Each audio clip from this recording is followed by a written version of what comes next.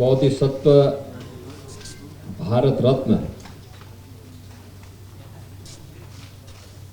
बाबा साहब डॉक्टर भीमराव अंबेडकर जी की पावन जयंती कार्यक्रम से संबंधित आज के इस महत्वपूर्ण कार्यशाला मैं भारतीय जनता पार्टी के प्रदेश के हमारे अध्यक्ष चौधरी भूपेंद्र सिंह जी, उत्तर प्रदेश सरकार में मंत्रिमंडल के मेरे सहयोगी उप मुख्यमंत्री श्री ब्रजेश पाठक जी, समाज कल्याण विभाग के मंत्री श्री असीम अरुण जी, अनुसूचित जाति आयोग के राष्ट्रीय अध्यक्ष माननीय श्री लाल सिंह आर्य जी, भारतीय जनता पार्टी के प्रदेश के संगठन महामंत्री माननीय श्री धर्मपाल जी, भारतीय जनता पार्टी के पूर्व प्रदेश अध्यक्ष डॉक्टर रमापति राम त्रिपाठी जी, पूर्व केंद्रीय मंत्री और पूर्व प्रदेश अध्यक्ष डॉक्टर महेंद्र नाथ पांडे जी, प्रदेश अध्यक्ष अनुसूचित जाति मोर्चा श्री रामचंद्र कनौजिया जी, राष्ट्रीय उपाध्यक्ष युवा मोर्चा श्री विनोद प्रकाश जी, इस कार्यक्रम के जो संयोजक हैं प्रदेश महामंत्री श्री राम प्रताप सिंह जी, भारतीय जनता पार्टी प्रदेश के इस विशेष कार्यशाला में उपस्थित प्रदेश सरकार में मंत्रिमंडल के मेरे सहयोगीगण,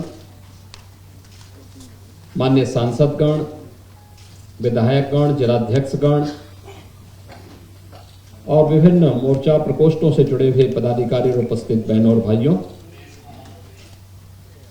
मैं आप सबका इस कार्यशाला में हृदय से स्वागत करता हूं, अभिनंदन करता हूं।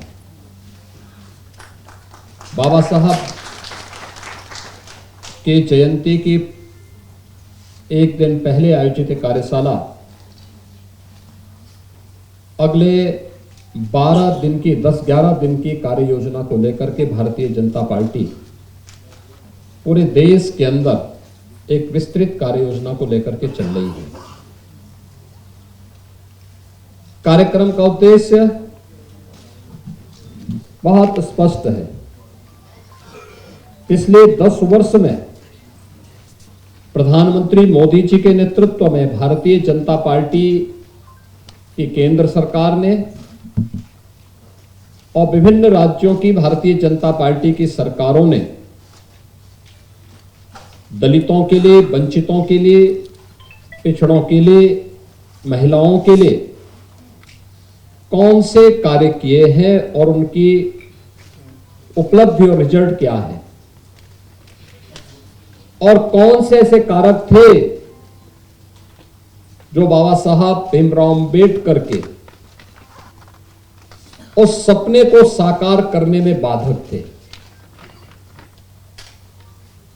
क्योंकि जब हम सही तथ्य जनता जनार्दन के सामने रखेंगे ही नहीं तो स्वाभाविक रूप से जो लोग अब तक गुमराह करके अपनी राजनीतिक उल्लू सीधा करते रहे हैं, वे लोग इसी प्रकार से गुमराह करके देश के अंदर अव्यवस्था पैदा करके उन दलितों का, वंचितों का शोषण करते रहेंगे और राजनीतिक सीढ़ियों पर चढ़ करके सत्ता की ऊंची दुकानों के पकवानों का स्वाद लेकर के दलितों को, गरीबों को, वंचितों को उनके अधिकारों से ऐसे ही वंचित करते रहेंगे। और इसलिए एक विस्तृत कार्य योजना के साथ भारतीय जनता पार्टी प्रदेश की कार्यशाला आज यहां पे आयोजित हो रही है। यद्यपि ये कार्यशाला 3 दिन पहले होनी थी, लेकिन गांव-गांव संपर्क के कार्यक्रम के कारण ये आज हुई है। आज का मुख्य कार्यक्रम बाबा साहब भीमराव अंबेडकर की जहां कहीं भी प्रतिमा है उनके नाम पे जहां कहीं भी पार्क हैं, आज भारतीय जनता पार्टी के कार्यकर्ता, जनप्रतिनिधि और सरकार के अधिकारीगण वहां पे स्वच्छता के एक विशेष कार्यक्रम के साथ जुड़ रहे हैं और उन्हें सम्मानित करके उन कार्यक्रमों को आगे बढ़ाने का काम कर रहे हैं। और कल के लिए जैसे 2020 में केंद्र सरकार ने राजकीय अवकाश घोषित करते हुए प्रत्येक केंद्रीय कार्यालयों में यह व्यवस्था सुनिश्चित की थी कि बाबा साहब भीमराव अंबेडकर से जुड़े हुए उन मूल्यों पर, उन आदर्शों पर न केवल चर्चा की जाए बल्कि बाबा साहब भीमराव अंबेडकर के प्रति अपनी श्रद्धांजलि को व्यक्त करने के विशेष आयोजन भी किए जाए। और वैसे ही प्रदेश सरकार ने भी कल एक सार्वजनिक अवकाश के साथ साथ बाबा साहब भीमराव अंबेडकर की प्रतिमा और पार्कों में पुष्पांजलि कार्यक्रम के साथ साथ चर्चा परिचर्चा करके इन मूल्यों को, इन आदर्शों को आगे बढ़ाने के लिए एक विशेष अभियान प्रारंभ किया है। और उसी तर्ज पर आज इस कार्यशाला के साथ हम सब जुड़ने का कार्य कर रहे हैं। इसमें कोई संदेह नहीं कि पिछले 10 वर्ष में प्रधानमंत्री मोदी जी के नेतृत्व में बिना भेदभाव के शासन की योजना का लाभ हर वंचित को, हर दलित को, हर गरीब को, हर महिला को, हर अन्नदाता किसान को पहुंचाने का काम यह भारतीय जनता पार्टी की सरकारों ने किया है। लेकिन हमारी समस्या क्या है कि हम उस बात को बार बार दोहरा नहीं पाते। जिन लोगों को सुविधा मिली है उन लोगों तक हम इस बात को पहुंचाने के लिए कुछ देर प्रयास करते हैं, फिर वह प्रयास कहीं ना कहीं रुकता है। लेकिन यह एक विशेष अभियान जब हम इन कार्यक्रमों के साथ जुड़ेंगे, और 10 दिन का यह बड़ा अभियान, क्योंकि जब भी आप कोई बड़ा कार्य करते हैं, किसी बड़े अभियान को अपने हाथ में लेते हैं या कहीं भी कोई ऐसी घटना होती है जो किसी दलित को, किसी गरीब को, किसी वंचित को उसके अधिकार से रोकने का कुत्सित प्रयास होता है, तो विपक्ष कोई ना कोई प्रोपेगेंडा अपनाने का काम करता है। आप सब जानते हैं बांग्लादेश की घटना आपके सामने है, और बांग्लादेश की घटना को लेकर के मुझे लगता है 3 वर्ष पहले हमारे राज्यसभा के सांसद और SC/ST आयोग के पूर्व अध्यक्ष, उत्तर प्रदेश के पूर्व DGP श्री ब्रजलाल जी ने एक पुस्तक लिखी थी, और पुस्तक उन्होंने बाबा साहब भीमराव अंबेडकर और उस समय आजादी के समय के उन 2 दलित महायोद्धाओं की चर्चा करते हुए इसके तुलनात्मक अध्ययन पर आधारित थी। एक तरफ बाबा साहब भीमराव अंबेडकर जिन्होंने कहा था कि मैं आदि भी और अंत भी मेरा एक भारतीय के रूप में रहेगा, और भारतीय के रूप में ही मैं अपनी पहचान को बनाए रखना चाहता हूं। और दूसरी तरफ जोगेंद्र नाथ मंडल थे जिन्होंने पाकिस्तान का समर्थन कर दिया, लेकिन 1 वर्ष भी पाकिस्तान में नहीं रह पाए थे। बहनों और भाइयों, जोगेंद्र नाथ मंडल की कृत्यों की सजा आज भी बांग्लादेश के अंदर वहां का हिंदू प्राप्त कर रहा है। आप सब जानते हैं बांग्लादेश में जो भी हिंदू है, जो प्रताड़ित हो रहा है, जो पीड़ित है, ये सभी दलित हिंदू हैं। और दलित हिंदू वहां पर किस कदर उनके साथ अत्याचार हो रहे हैं आपने देखा होगा। न कांग्रेस ने, न समाजवादी पार्टी ने, न ममता बनर्जी ने, किसी ने भी उनके पक्ष में आवाज नहीं उठाई। उठाई तो केवल भारतीय जनता पार्टी ने उठाई। भारतीय जनता पार्टी ने उठाई, और भारतीय जनता पार्टी इस बात के लिए प्रतिबद्ध है कि हमें हर हिंदू की रक्षा करनी है, और इसी के लिए सिटीजनशिप अमेंडमेंट एक्ट भी बनाया कि किन्हीं कारणों से पाकिस्तान में, बांग्लादेश में, अफगानिस्तान में कोई सिंधु, कोई सिख, कोई हिंदू, कोई जैनी, कोई बौद्ध, अगर वह वहां के अत्याचार के पीड़ित होकर के वापस हिंदुस्तान में आया है, भारत में आया है, तो उसको भारत की नागरिकता मिल जाए, इसका विरोध करने वाले कौन लोग हैं? ये वही लोग हैं जो कांग्रेस के रूप में, समाजवादी पार्टी के रूप में गुमराह करने का काम कर रहे हैं। ये वही दल है। ये व्यवहारिक धरातल पर भी दलित और वंचितों का अधिकार छीनने के अधिकारी होते हैं। आप देखते होंगे कहीं दलितों की झोपड़ी पर, उनकी जमीन पर कब्जा करने वाले कोई लोग होंगे तो इन्हीं दलों से जुड़े हुए लोग होंगे। ये सर्वाधिक कब्जा करते हैं। और ठीक बात है कि सरकार का डंडा है, सरकार उनको ठीक भी करती है, दुरुस्त भी करती है कि जिससे वे लोग गरीबों की, वंचितों की जमीनों पर कब्जा न कर सके। लेकिन फिर भी उनके द्वारा किस प्रकार के राग अलापे जाते हैं, हमें आश्चर्य होता है। ये वही राज्य है और यह देश वही देश है जिस देश में वक्फ के नाम पर लाखों एकड़ लैंड कब्जे की गई है। और उनके पास कोई कागज नहीं, कोई राजस्व रिकॉर्ड नहीं, और राजस्व रिकॉर्ड नहीं तो सभी को वापस लेने की कार्रवाई, जब इस संशोधन विधेयक संसद में पारित हुआ है और अब इस पर कार्रवाई हो रही है, तो इसके लिए हिंसा भड़काई जा रही है। हिंसा में आपने देखा होगा कब पश्चिमी बंगाल में मुर्शिदाबाद 3 हिंदुओं की निर्मम हत्या हुई है। उनके घरों से खींच करके उनकी हत्या हुई। और ये सब कौन है? ये सभी वही दलित हैं, वही वंचित है, वही गरीब हिंदू है जिसको इस जमीन का सर्वाधिक लाभ मिलने वाला है। सर्वाधिक लाभ मिलने वाला है। ये लैंड राजस्व के रिकॉर्ड में फिर से आएगी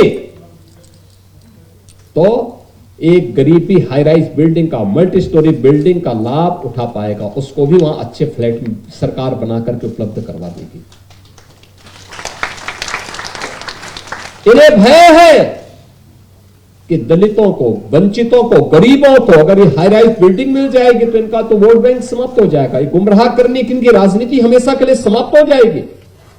इसलिए लोग हिंसा भड़का रहे हैं, हिंसा का रास्ता अपना रहे हैं। आप देख रहे होंगे सिटीजनशिप अमेंडमेंट एक्ट पारित होने में जिसका लाभ सर्वाधिक पाकिस्तान, बांग्लादेश या अफगानिस्तान में जो वंचित हिंदू था, दलित हिंदू था, उनको भारत की नागरिकता देने का काम, जो कि कभी भी भारत में आए थे, 5 वर्ष पहले आए थे, उनको जब नागरिकता देने के कार्यक्रम को प्रधानमंत्री मोदी जी ने आगे बढ़ाया, इन्होंने पूरे देश के अंदर आंदोलन शुरू कर दिया, अभियान चालू कर दिया, बड़े बड़े आंदोलन किए, तोड़फोड़ की, आगजनी की। लेकिन सरकार ने भी दृढ़ता के साथ उसका सामना किया और सामना करते हुए आज इस नागरिकता देने का कार्यक्रम प्रारंभ किया है। कहां जाएगा? पाकिस्तान में, बांग्लादेश में पीड़ित हिंदू कहां जाएगा? और हिंदुस्तान की तरफ ही आएगा। दुनिया के अंदर कहीं भी कोई पीड़ित हिंदू होगा, वह आकर के अंततः हिंदुस्तान में ही आएगा और वह भारत में आकर के ही शरण लेने के लिए मजबूर होता है। लेकिन कांग्रेस और समाजवादी पार्टी या टीएमसी जैसे दल हमेशा इसमें बाधक रहे हैं और उन लोगों ने उन्हें दोयम दर्जे का नागरिक बनाने का काम किया, शरणार्थी के रूप में रखा। लेकिन भारतीय जनता पार्टी ने उन्हें अपनाया। ऐसे ही वक्फ संशोधन अधिनियम में भी इन लोगों ने वही हिंसा कर रहे हैं, धमकी दी जा रही है, फिर अव्यवस्था पैदा करने का प्रयास हो रहा है, क्योंकि इन्हें भय है कि वो लैंड अगर राजस्व के खाते में वापस आएगी तो गरीबों को मिलेगी, हॉस्पिटल बनेंगे, मेडिकल कॉलेज बनेंगे, शिक्षा के अच्छे केंद्र बनेंगे, अटल आवासीय विद्यालय जैसे विद्यालय बनेंगे तो श्रमिकों की और वंचितों के बच्चों को वहां पढ़ने की आवाज से शुद्ध अच्छी व्यवस्था मिलेगी। इसलिए ये लोग उस कार्यक्रम को आगे नहीं बढ़ाने देना चाहते। बहनों और भाइयों, और जब इन मुद्दों की ओर से जनता का ध्यान हटाने के लिए आज कांग्रेस हो या समाजवादी पार्टी, ये राष्ट्र नायकों के अपमान पर उतारू हो चुकी है। ये राष्ट्र नायकों का अपमान करने पर उतारू हो चुकी। याद करिए 2012 में जब समाजवादी पार्टी की सरकार इस प्रदेश में बनी थी, समाजवादी पार्टी के तत्कालीन प्रदेश सरकार के मुखिया के रूप में उस सरकार के मुख्यमंत्री ने पहली घोषणा क्या की थी? उन्होंने कहा था जितने भी सामाजिक न्याय के स्थल बना दिए गए हैं इनको तुड़वाएंगे। और उस समय उन्होंने कहा था कि इनमें हम मैरिज हॉल खुलवाएंगे। आप देख रहे हैं ना, ये मानसिकता इनकी थी। उन्होंने किया भी। इसी लखनऊ में मान्यवर कांसी राम जी के नाम पर विश्वविद्यालय बना था, उसका नाम बदल दिया। सहारनपुर में बना था मेडिकल कॉलेज, उसका नाम बदल दिया। कन्नौज में मेडिकल कॉलेज बाबा साहब भीमराव अंबेडकर के नाम पे बना था, नाम बदल दिया।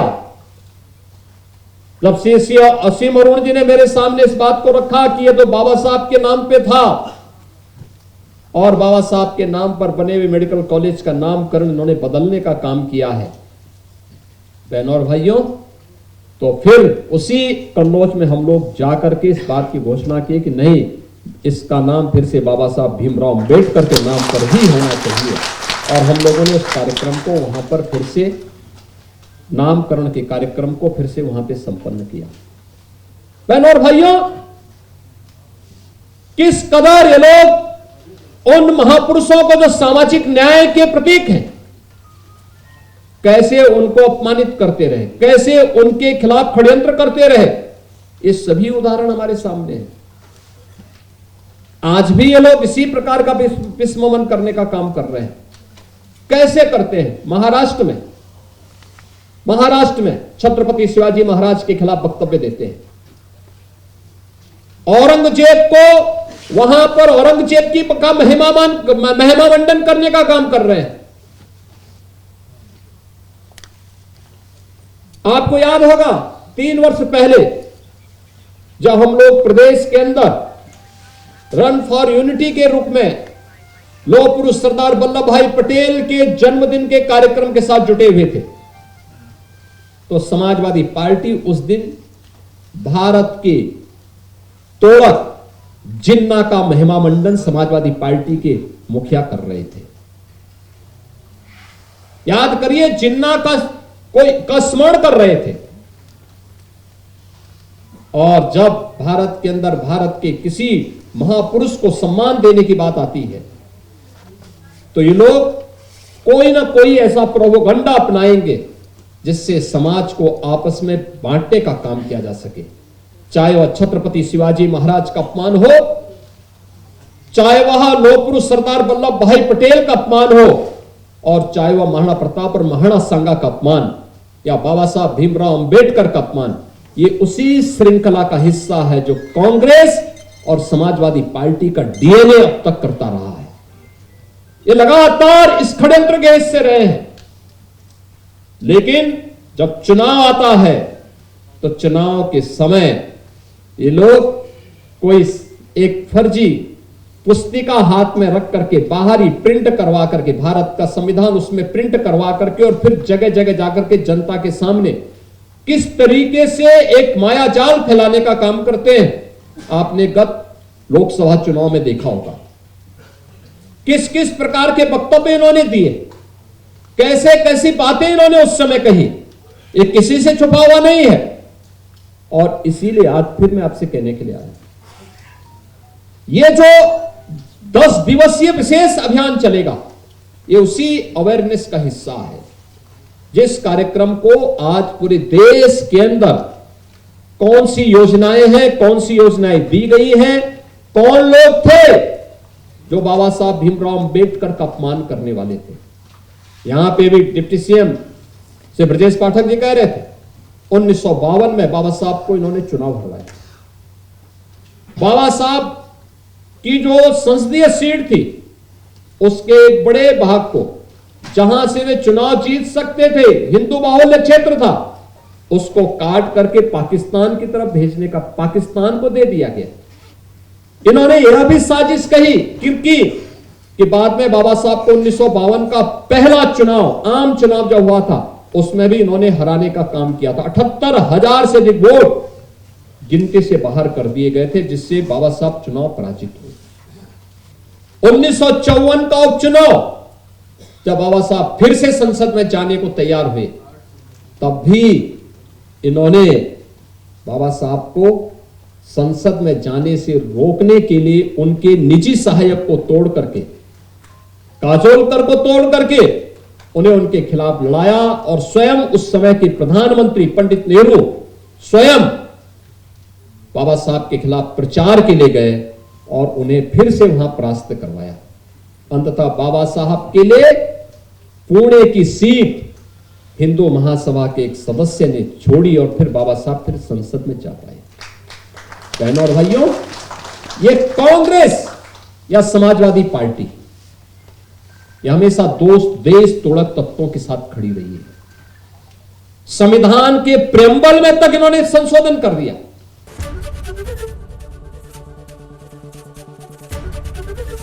एबीपी गंगा, खबर आपकी, जुबान आपकी।